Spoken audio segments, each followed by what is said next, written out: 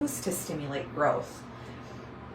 So backing up, in physical medicine or just in healthcare in general, we've known for a very long time, really since the 1800s, that muscles and bones respond in growth, respond with load or resistance placed against them.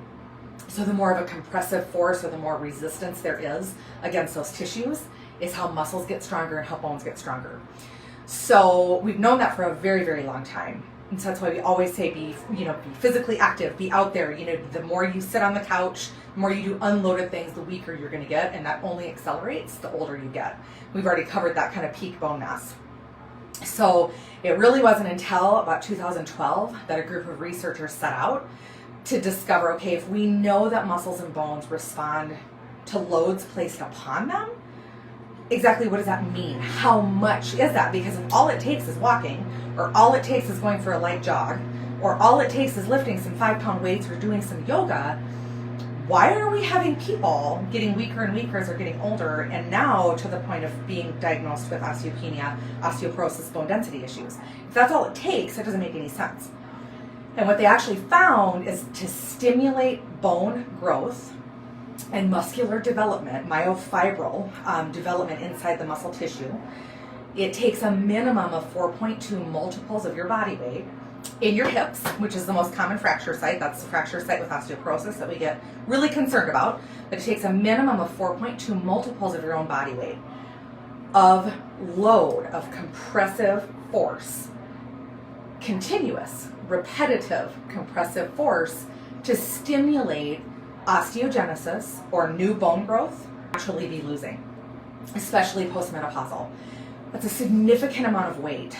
So if you weigh 150 pounds, we're talking 600-700 pounds of pressure in the hip joints and in the legs of the bones in order to stimulate that osteogenesis over and above. So that's, if you're a member here, on that first machine, that's what we're looking for. That's what we call our growth trigger, is that 4.2 minimum dose response, minimum growth trigger to stimulate that bone growth.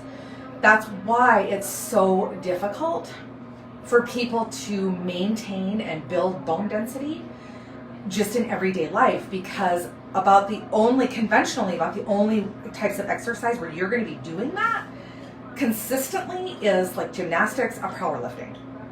And of course, when you're younger, gymnastics and powerlifting is reasonable, although there's a high rate of injury, and gymnastics especially is really hard on your joints.